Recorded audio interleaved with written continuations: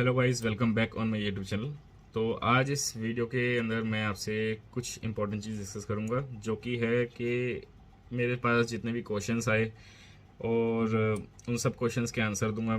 कुछ मैं अपने बारे में बताऊंगा, और बाकी अगर आप लोगों के भी कोई क्वेश्चंस हो तो आप मेरे को कमेंट सेक्शन के थ्रू, या फिर आप मेरे को टेलीग्राम आईडी या फिर मेरे ईमेल एड्रेस के थ्रू आप मेरे को कॉन्टेक्ट कर सकते हैं। तो coming back to the topic, तो इतने टाइम से मैं कहाँ था।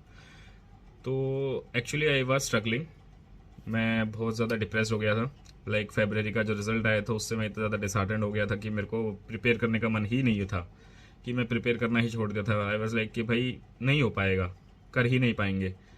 एंड कुछ फैमिली इश्यूज़ भी चल रहे थे, कुछ फाइनेंशियल इश्यूज़ भी चल रहे थे। तो मैं हर जगह से प्रॉब्लम के अंदर एकदम एंट्री हो चुका था मेरे को समझ नहीं आ रहा था कि मैं क्या करूं, कैसे करूं। मतलब ऐसा क्या ही पढ़ लूं जो ये पास हो जाए, या फिर क्या ही कर लूं जो ये हो जाए।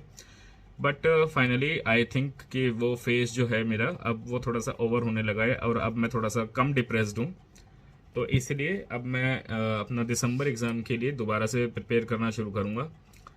तो मंडे से मैं live study with me sessions start करूँगा। तो जिसको भी कोई क्वेरी हो या फिर इंटरेस्ट हो साथ में पढ़ने के लिए, तो वो लोग सेशन को ज्वाइन कर सकते हैं। एंड जिनके पास ये क्वेश्चन था मेरे लिए कि जून का एग्ज़ाम कैसा रहा या जून का एग्ज़ाम का रिजल्ट कैसा रहा, मैंने जून का एग्ज़ाम नहीं दिया। आल्दो मैंने फॉर्म फिलअप किया था, बट मैं एग्ज़ाम देने नहीं गया, क्योंकि मैं इतना ज़्यादा डिप्रेस हो चुका था कि आई वॉज लाइक होपलेस। मेरे को कोई होप ही नहीं थी कि भाई मैं ये कर भी सकता हूँ कि नहीं कर सकता। Coming back to the topic कि भाई मैंने किया क्या।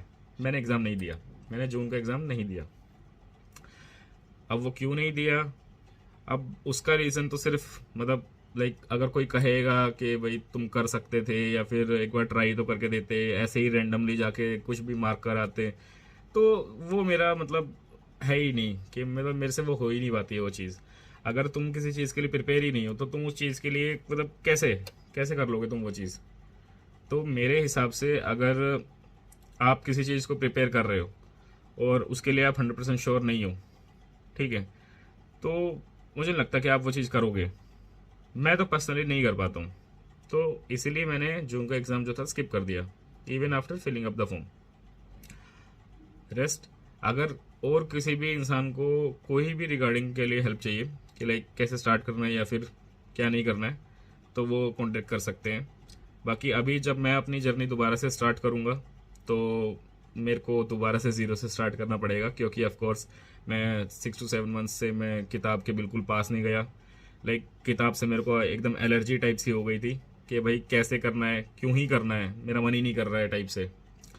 बट अपने पास करने के लिए सिर्फ यही ऑप्शन है, और हमारे पास और कोई चारा भी नहीं है।